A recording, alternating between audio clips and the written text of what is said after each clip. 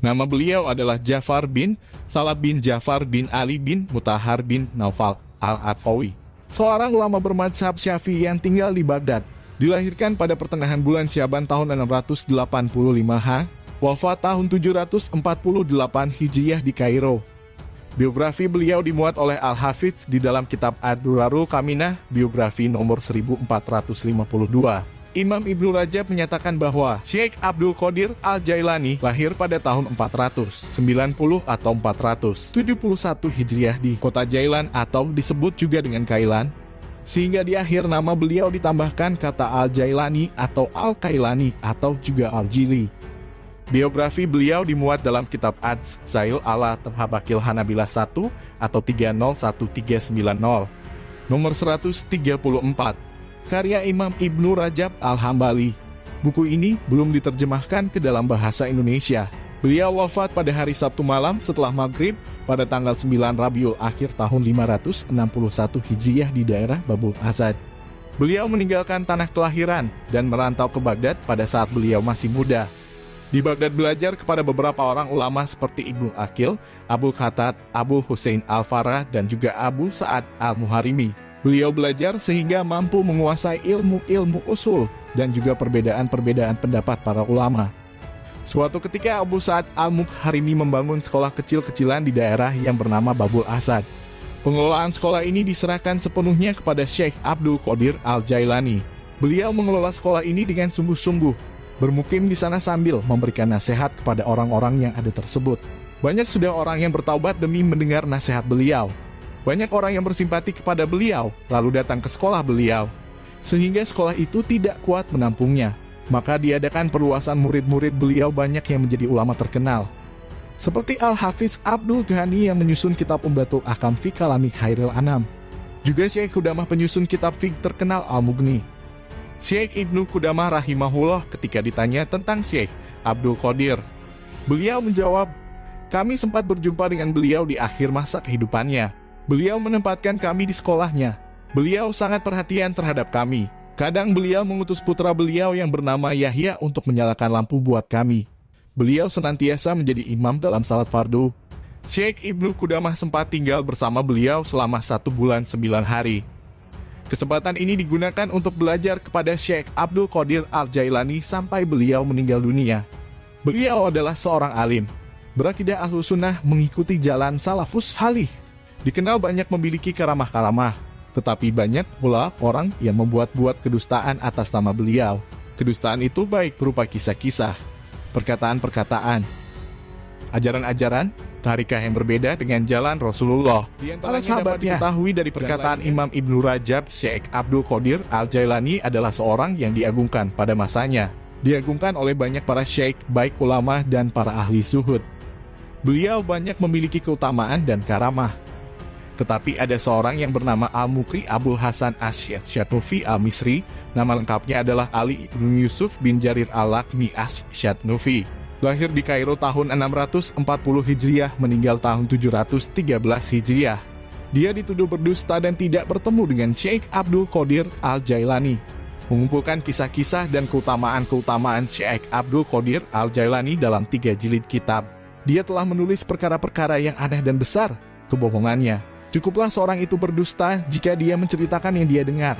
Aku telah melihat sebagian kitab ini, tetapi hatiku tidak tentram untuk berpegang dengannya, sehingga aku tidak meriwayatkan apa yang ada di dalamnya, kecuali kisah-kisah yang telah mansyur dan terkenal dari selain kitab ini. Karena kitab ini banyak berisi riwayat dari orang-orang yang tidak dikenal. Juga terdapat perkara-perkara yang jauh dari agama dan akal, kesesatan-kesesatan, dakwaan-dakwaan, dan perkataan yang batil tidak berbatas. Seperti kisah Syekh Abdul Qadir menghidupkan ayam yang telah mati, dan sebagainya. Semua itu tidak pantas dinisbatkan kepada Syekh Abdul Qadir Al-Jailani rahimahullah.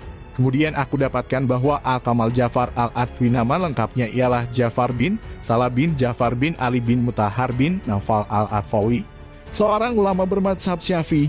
Dilahirkan pada pertengahan bulan Syaban tahun 685 Hijriah. Wafat tahun 748 Hijriah di Kairo. Beliau memiliki kitab Al-Gunyah li Talibi Tarikil Haq, kitab yang terkenal. Beliau juga mempunyai kitab Futuhul Gaib. Murid-muridnya mengumpulkan perkara-perkara yang berkaitan dengan nasihat dari majelis-majelis beliau. Dalam masalah-masalah sifat, takdir, dan lainnya, ia berpegang dengan sunnah. Beliau membantah dengan keras terhadap orang-orang yang menyelisih sunnah. Syekh Abdul Qadir Al-Jailani menyatakan dalam kitabnya, Al-Ghunyah Dia Allah di arah atas, berada di atas arsinya, meliputi seluruh kerajaannya. Ilmunya meliputi segala sesuatu. Kemudian beliau menyebutkan ayat-ayat dan hadis-hadis. Lalu berkata sepantasnya menetapkan sifat istiwa Allah berada di atas arsinya tanpa takwil, menyimpangkan kepada makna lain.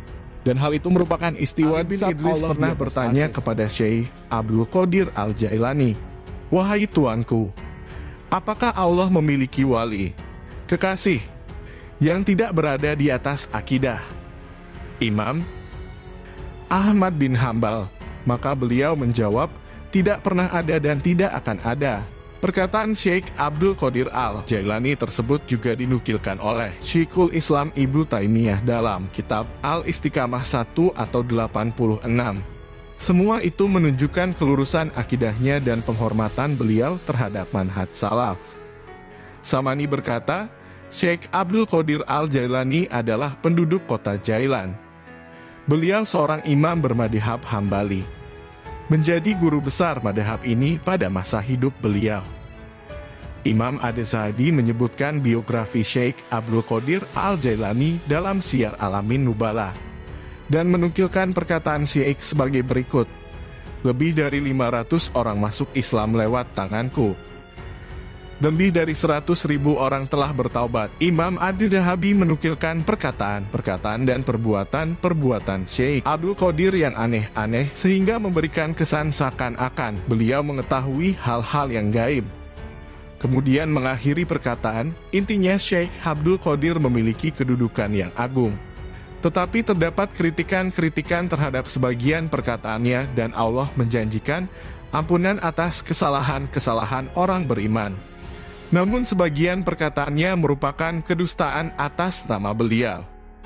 Imam Ad-Zahabi juga berkata, "Tidak ada seorang pun para kibar masyayikh yang riwayat hidup dan karamahnya lebih banyak kisah hikayat selain Syekh Abdul Qadir Al-Jailani, dan banyak di antara riwayat-riwayat itu yang tidak benar, bahkan ada yang mustahil terjadi." Syekh Rabi bin Hadi Al-Madkhali berkata dalam kitabnya Al-Hadul Fasil, hal 136, "Aku telah mendapatkan akidah beliau." Syekh Abdul Qadir Al-Jailani di dalam kitabnya yang bernama Al-Ghunyah, maka aku mengetahui bahwa dia sebagai seorang salafi. Beliau menetapkan nama-nama dan sifat-sifat Allah dan akidah-akidah lainnya di atas manhaj salaf.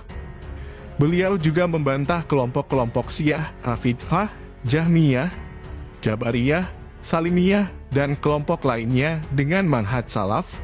Inilah tentang beliau secara ringkas. Seorang alim salafi, Sunni, tetapi banyak orang yang menyanjung dan membuat kedustaan atas nama beliau, sedangkan beliau berlepas diri dari semua kebohongan itu. Wallahu a'lam bishawab. Kesimpulannya, beliau adalah seorang ulama besar. Apabila sekarang ini banyak kaum muslimin menyanjung-nyanjungnya dan mencintainya, maka suatu kewajaran, bahkan suatu keharusan. Akan tetapi kalau meninggi-ninggikan derajat beliau di atas Rasulullah SAW, maka hal ini merupakan kekeliruan. Karena Rasulullah SAW adalah Rasul yang paling mulia di antara para nabi dan Rasul. Derajatnya tidak akan terkalahkan di sisi Allah oleh kaum muslimin yang menjadikan Syekh Abdul Qadir Al-Jailani sebagai wasilah, perantara, dalam doa mereka. Berkeyakinan bahwa doa seseorang tidak akan dikabulkan oleh Allah kecuali dengan perantaranya. Ini juga merupakan kesesatan.